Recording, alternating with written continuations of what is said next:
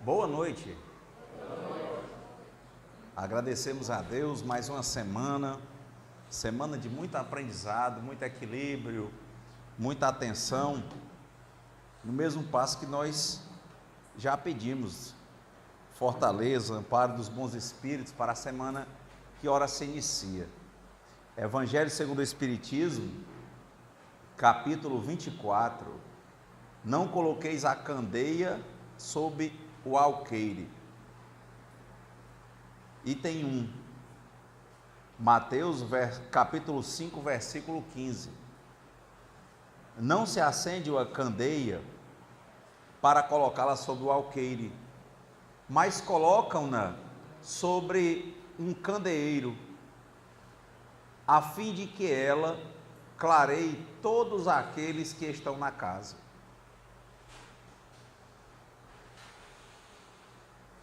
Lucas capítulo 8, versículos 16 e 17. Não há ninguém que, depois de ter acendido uma candeia, a cubra com um vaso ou a coloque sobre uma cama, mas a põe sobre o candeeiro, a fim de que aqueles que entrem vejam a luz, porque não há nada de secreto que não deva ser descoberto, nem nada de oculto que não deva ser conhecido e manifestar-se publicamente.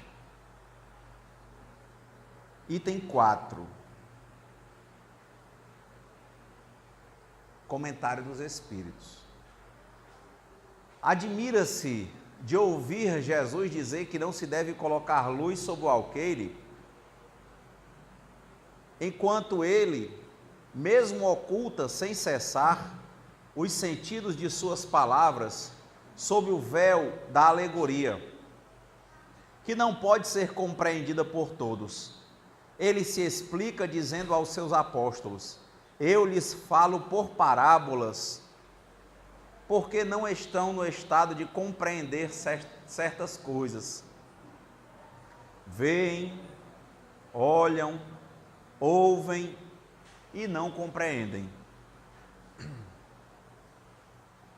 Dizer-lhes tudo seria, pois, inútil no momento. Mas a vós eu vos digo, porque vos é dado compreender esses mistérios. Tratava, pois, com o povo como se faz com as crianças, cujas ideias não estão ainda desenvolvidas. Com isso indica o verdadeiro sentido da máxima: não se deve colocar a candeia sobre o alqueire, mas sobre o candeeiro, a fim de que todos aqueles que entrem possam vê-la. Não significa que é preciso inconsideradamente revelar todas as coisas.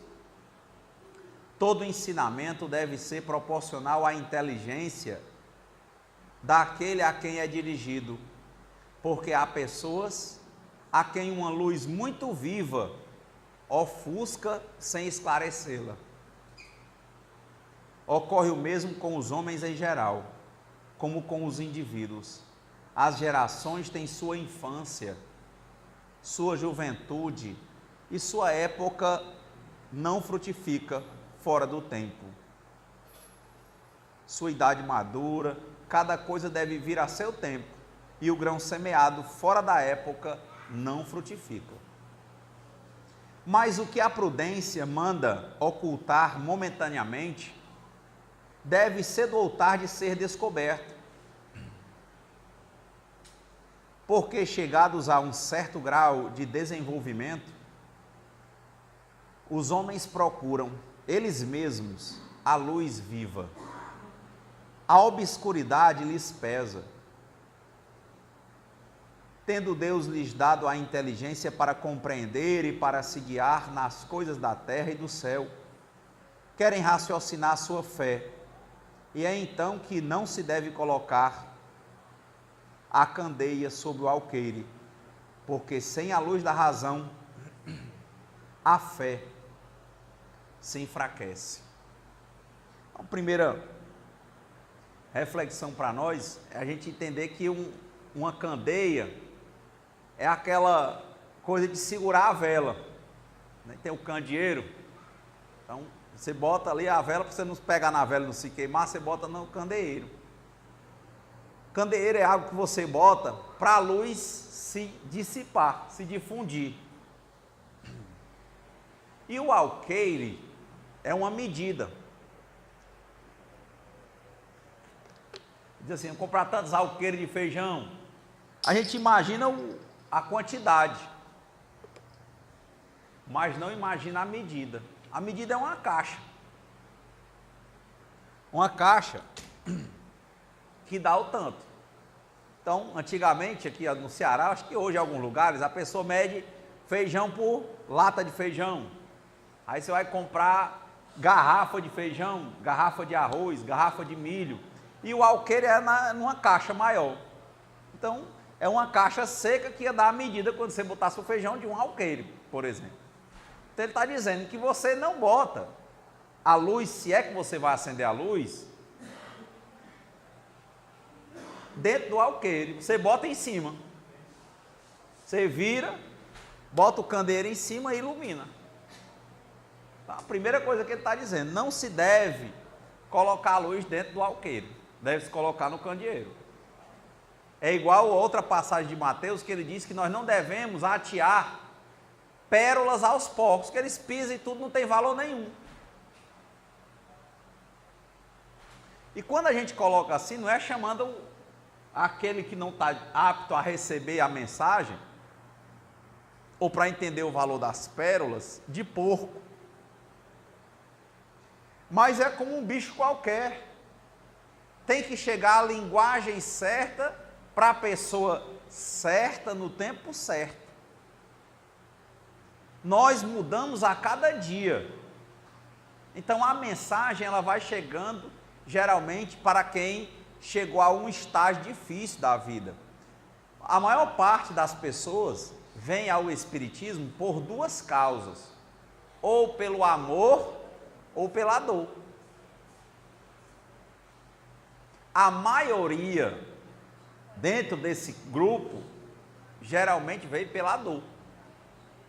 Porque a mente, a racionalidade, que muitas vezes rejeitava inclusive a existência de Deus, já brigou tanto, aquela pessoa já pensou tanto, já discutiu tanto, já usou a matéria tanto para explicar as coisas, para justificar as coisas, que ela está cansada. E os resultados de todas as profundas reflexões que ela fez não conseguiram trazer para ela a paz. Não conseguiram trazer para ela a sensação de felicidade. Porque quando ela chega nesse fundo de poço, ela começa a chegar ao tempo de ter uma maturidade para enxergar que não se deve buscar a paz, mas que se deve ver a paz. Ela está conosco. Não se deve buscar a felicidade, se deve enxergar a felicidade. Não é com a racionalidade que nós vamos conseguir a evolução pura, porque a racionalidade, só com os elementos materiais, ela não basta. Então, a primeira pergunta do Livro dos Espíritos é sobre Deus. E elas seguem no primeiro capítulo do Livro dos Espíritos, exatamente para eles dizerem que certas coisas nós ainda não temos condições de entender. Não adianta a gente ficar apresentando e discutindo, dando os maiores detalhes do mundo, porque nós não vamos entender. E se a gente não vai entender, porque a gente ainda não está pronto para certas mensagens, a gente vai ficar ofuscado, pode achar tão complexo e complicado que ao invés da gente continuar o nosso caminho, a gente se afaste. Então as coisas vão chegando no tempo adequado. Quantas vezes nós, no Espiritismo, começamos a ler os textos, brigando com os textos, brigando com a espiritualidade, não chegamos ao momento da rendição. A rendição de dizer que nós temos, sim, um lado positivo, uma inclinação positiva que nos é natural, mas que enquanto espíritos que não são Deus, não são incriados, são criados, também tem imperfeições. Tem imperfeições de pensamentos negativos para prejudicar os outros, para nos prejudicar, para, por exemplo, nos tornarmos passivos, ineficientes, inoperantes. Então nós temos essa relatividade, tudo é certo em parte para nós. Somos espíritos que estamos numa condição de imperfeição. Então não somos absolutos. Só quem é absoluto? É o absoluto, Deus. É o incriado. Como entender as coisas de Deus? É relevante, por exemplo, quando nós pensamos no taoísmo. O Lao Tse, ele dizia, falava muito sobre o princípio do não agir. Por que não agir? Para dizer que quando a gente às vezes dá uma parada, o mundo não para. A gente precisa às vezes dar uma pausa, mas as coisas estão acontecendo. Por mais que eu esteja dormindo, o meu corpo está se transformando, células estão morrendo e células estão nascendo. O planeta está se desenvolvendo. E para que serve pensar nisso? É para a gente pensar nos nossos problemas. Para os problemas que a gente ainda não tem condição de resolver, negar esses problemas só vai fazer com que eles se ampliem.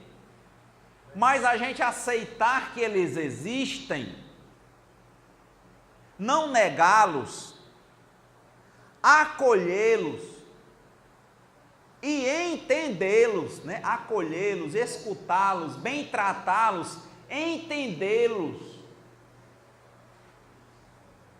vai fazer com que eles se transformem, fraquejem. Às vezes eles querem ser só ouvidos, e a gente tem que aprender a ouvir sem pegar o barulho do outro. Então o não agir, ele é relevante. Dizem que agora, né, o ano dos estresses, essa semana, foi esse mês, um rapaz foi cometer o suicídio num determinado bairro. Ele pulou do prédio e caiu em cima de um carro pequeno, e o dono do carro vinha dirigindo, era um cara alto num carro pequeno. A força quebrou o pescoço do dono do carro, morreram os dois. Como ter uma explicação para isso? Não tem. Para nós, materialmente falando, não tem. Mas se a gente acredita que tem coisa, ó, tem que ter a humildade de dizer assim, tem coisas que eu não posso entender, porque eu sou humano, porque eu sou um espírito imperfeito, mas eu não entendo, mas acredito que existe uma lei que rege todas as coisas do universo, e que essa lei só faz com que as coisas caminhem para o bem. Por mais que eu não entenda hoje, eu sei que Deus quer o melhor para mim. E se algo me causa dor, é porque provavelmente eu tenho algo a reparar. E muito provavelmente eu concordei com essa dor em algum momento da minha existência, provavelmente no plano espiritual, porque eu ia aprender essa dor. Eu acho isso muito interessante. Vou contar duas histórias, porque tem um método que os indianos usam muito, é ensinar por histórias. Que aqui está falando de parábolas, porque Jesus ensinava por histórias. Porque as histórias são plurissignificativas. Então, o nosso professor Buda, né, 600 anos antes de Cristo, ele um dia estava sentado dentro lá, meditando, e pediu a um dos seus discípulos mais conhecido chamado Ananda para fazer um alimento. E o Ananda foi preparar o alimento e ele ficou lá meditando. O Buda faleceu, dizem que com 80 anos. E aí, lá para eles, né, como se o mal, aqui a gente chama diabo, né, lá é Mara. Você quer dizer, é Mara, né, mas Mara seria o mal. E Mara, quando o Ananda está preparando a comida, chega na porta e diz, eu vim visitar o Buda. Aí o Ananda faz de tudo para o Mara não entrar. Como é que ele vai deixar o mal entrar para falar com o mestre? Aí o Mara começa a argumentar com ele e ele diz que é amigo do Buda, e o Buda, ele diz, o Ananda, não, o Buda não é amigo do Mara. Ele diz, então você está dizendo que Buda tem inimigo. Ele não disse que é iluminado? Que é iluminado não tem inimigo. Aí ele ficou sem palavras. Aí entrou e disse, mestre, tem uma visita aí. Disse, quem é? Não é uma visita boa não, é o Mara. Ele disse, ô rapaz, deixa ele entrar. Na hora o Buda disse, deixa ele entrar. Faça um chazinho para ele também e tal, deixa ele entrar. Aí o Mara entrou. Quando entrou o Buda, oi, tudo bem? Tratou bem.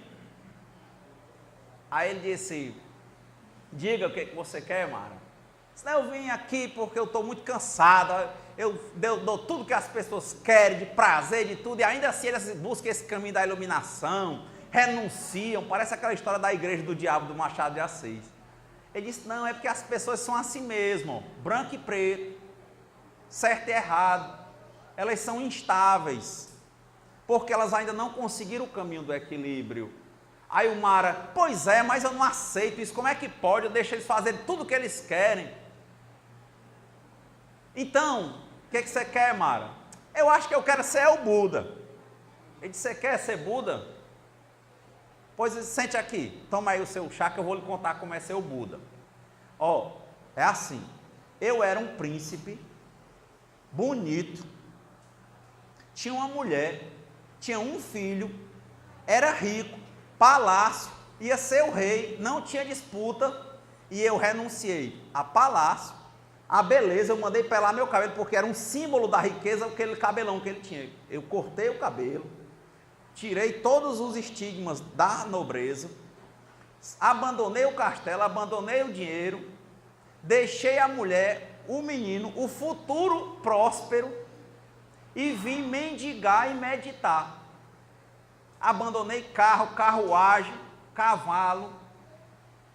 Aí o Mara ficou olhando, né? Disse, pois é, você acredita que o pessoal vai, pega a minha estátua e bota nas casas e bota dinheiro na minha estátua para ver se ganha mais dinheiro? Olha, eu renunciei a dinheiro, aí a pessoa me empurra dinheiro no meu bolso. Aí eu renunciei a carro, chega um dia que o pessoal me bota numa carruagem, fica passeando, balançando comigo para cima e para baixo. Quem foi que disse que eu quero andar de carro? Eu ando a pé. Aí eu abandonei o palácio. O pessoal faz uns palácios, são os templos, né, budistas, coisa mais linda do mundo, com ouro, com tudo, mas não foi disso que eu saí lá quando eu era um príncipe.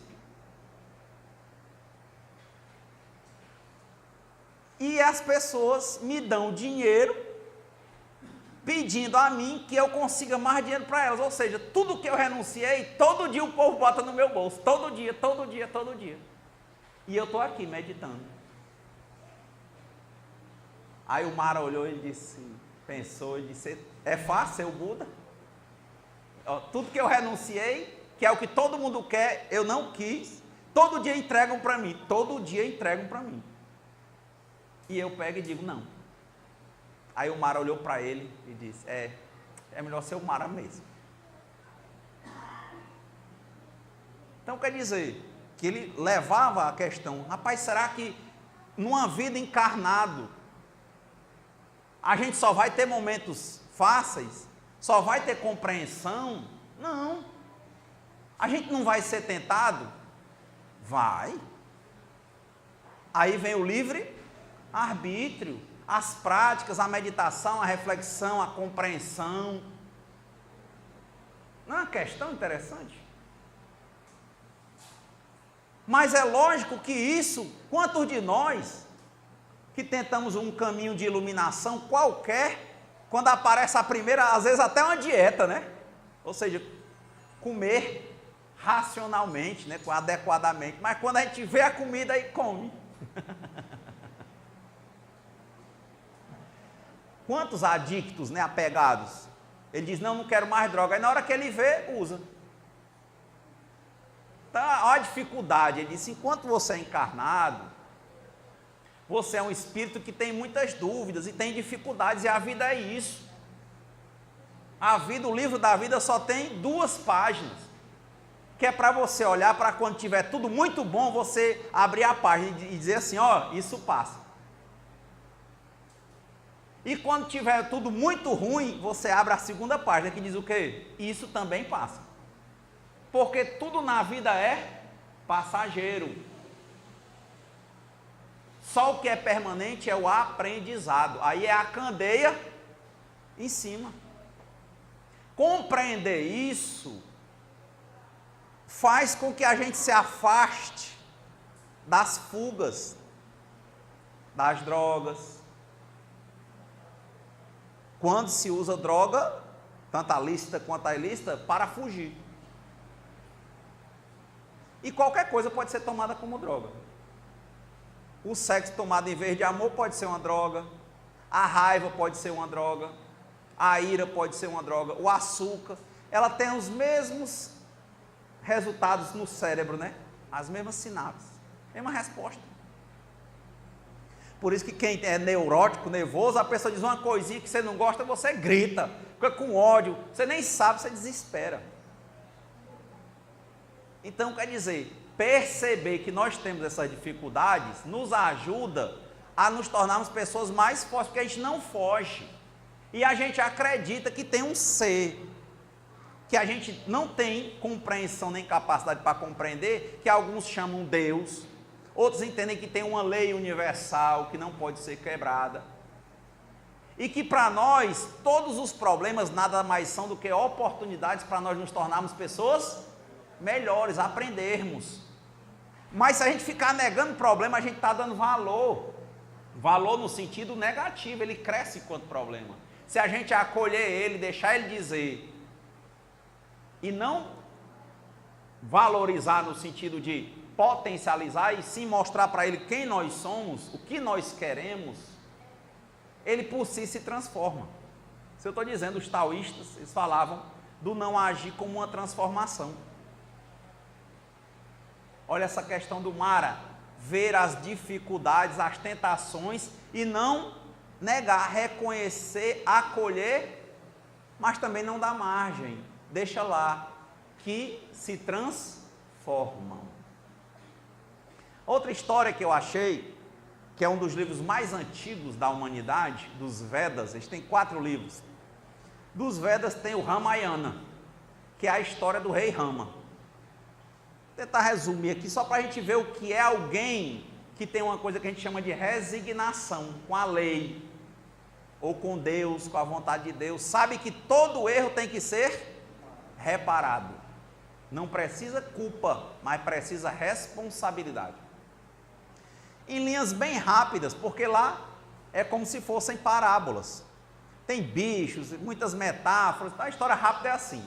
Havia muitos deuses e um determinado momento aí da humanidade, os demônios tomaram de conta da terra. Estava impossível, venceram vários deuses. Aí eles chamaram um dos deuses maiores que eles têm, chama-se Narayana. Só lá, o maior de todos chama-se Dharma. É a lei que ninguém pode romper, nem os deuses. E aí esse Narayana desce e acaba com todos os demônios. 2 deles conseguem fugir e se esconder na casa de uma mulher humilde que era esposa de um Brahmane. Como Rama veio, não era Rama ainda, né? Era Narayana, veio para acabar com todos, ele seguiu esses 2 até a casa e chegou lá, foi exterminar os 2 demônios. A mulher tomou a frente, e lá tem uma lei muito forte, que você, na sua casa, quem manda é você, e você recebe alguém. Quando ele entrou, a mulher tomou a frente e disse, não, na minha casa você não mata ninguém não. Ele deu um supapo na mulher que ela caiu e morreu. E ele exterminou os demônios. o que é que chegaram e disseram para ele? O marido dela olhou e disse: você quebrou o Dharma, quebrou a lei, não se pode fazer isso. Mesmo você sendo o Senhor Narayana, você errou. Sério. Passaram-se 10.000 anos, ele reencarna. E qual era o erro dele? Essa questão de invadir a casa. E o segundo, da mulher, deixou o homem sem a mulher dele. Acontece que um novo demônio aparece lá e começa a dominar o mundo todo. Esse cara não podia ser vencido nem por deuses, nem por demônios. Chega o momento que Narayana reencarna como um homem. E é interessante que ele nasce dentro de uma família de rei. E ele é um dos 4 filhos do rei e vai ser, ele era o mais elogiado, ele era um homem muito correto. E ele ia ser já nomeado rei no outro dia. O nome dele era Rama. E ele se ajeitando todinho para assumir o reinado, e aí fazem a cabeça de uma das mulheres do rei, que é mãe de outro irmão dele, criou ele também, dizendo que se ele assumir, ele vai desprezar ela e vai ser ruim para ela. E ela tinha 2 pedidos para com o rei, que era o pai do Rama, guardados, e não pode negar um pedido que ele tinha prometido. Ela disse, na véspera dele assumir como rei, ela foi para o rei e disse: eu quero que não seja Rama que assuma o reinado. Imagine aí você numa situação dessa. Segundo, quem tem que assumir é o meu filho. Terceiro, você vai desterrar o Rama por 14 anos do reino. Já pensou? Nasceu como um príncipe, um bom menino, ótimo, ia ser rei, acabou sendo expulso de casa, perdendo o reinado. O pai dele ficou sem ação, chegou para ele para contar a história, que não podia negar, porque tinha dado a palavra, e pediu a ele, como quem diz, pelo amor de Deus, para ele se revoltar contra o pai. Ele disse: não, pai, é o Dharma, eu tenho que cumprir a lei. Se é assim, eu sei que mais na frente tem uma coisa boa que vai acontecer. Aí o pai dele disse: pois eu espraguejo essa mulher para ela ir para o inferno. Ele disse: tira a tua praga, ela também está cumprindo o Dharma, ela também não sabe, mas tira a tua praga. Enfim, né? Ele assume, vai embora para a selva, fica com a mulher quer ir com ele, o irmão vai para protegê-lo, e o outro irmão, quando chega da caçada, descobre que vai ser rei. Ele vai atrás do Rama e se põe de joelhos aos pés dele para dizer que não quer ser rei. Ele disse: eu não posso descumprir o Dharma e não vou fazer isso com meu pai. Se ele disse que eu não vou ser rei e vou ficar exilado por 14 anos, eu aceito. Bem rápido para concluir, quiseram tomar a mulher dele. Esse, que era o outro demônio que estava tomando de conta lá, foi e sequestrou a mulher dele. Enfim, toda a história, ele fica sempre lutando para se aproximar da mulher, e sempre a mulher é tirada dele. E toda a vida ele luta, mas ele aceita. Porque ele diz: é a vontade do Dharma, eu não posso romper. Aí pronto, passa. Depois chega o período em que eles, quando reencarnam, né, ou ressurgem lá como espíritos, eles se encontram, pronto, ele disse: eu cumpri, eu tinha rompido a lei e agora eu reparei. Mas a coisa mais interessante é que ele dizia que seja, como quem diz hoje aqui, ó, seja feita a vontade de Deus antes da minha. Ele dizia: seja feita a vontade do Dharma. Por mais que eu não saiba que eu estou passando uma situação difícil, Deus sabe, é para me evitar ou para me trazer uma solução para um conflito maior no futuro. Eu estou libertando o meu espírito. Então, para quem chega nessa fase de libertação do espírito, que diz, como diz o Hermógenes: entrego, confio, aceito e agradeço, e leva a vida com o máximo de simplicidade possível, alegria, levando a vida, tem uma tendência muito grande, não de achar a felicidade, buscar, mas de ver, de ter uma paz verdadeira na vida, porque sabe da transitoriedade das coisas do mundo. Aí quem chega no centro assim, está pronto para receber a mensagem. Mas quem chega brigando, querendo enganar, ser sepulcro caiado, por si se trai, por si se destrói. Porque a árvore que dá bom fruto, ela continua. E a árvore que dá mau fruto, ela para. Então, que seja feita a vontade de Deus antes da nossa, que nós possamos refletir a nossa vida, não negar a nossa condição e aceitarmos, nos entregarmos, nos rendermos à vontade de Deus, fazermos a nossa parte, mas entendermos que em tudo que acontece tem algo maior do que nós que quer o nosso bem, e a gente pode ver a felicidade sim agora. Muita paz. Senhor, fazei-me um instrumento de vossa paz. Onde houver ódio, que eu leve o amor. Onde houver ofensas, que eu leve o perdão. E onde houver discórdia, que eu leve a união. Onde houver dúvidas, que eu leve a fé. Onde houver erros, que eu leve a verdade. Onde houver desespero, que eu leve a esperança. Onde houver tristeza, que eu leve a alegria. E onde houver trevas, que eu leve a luz.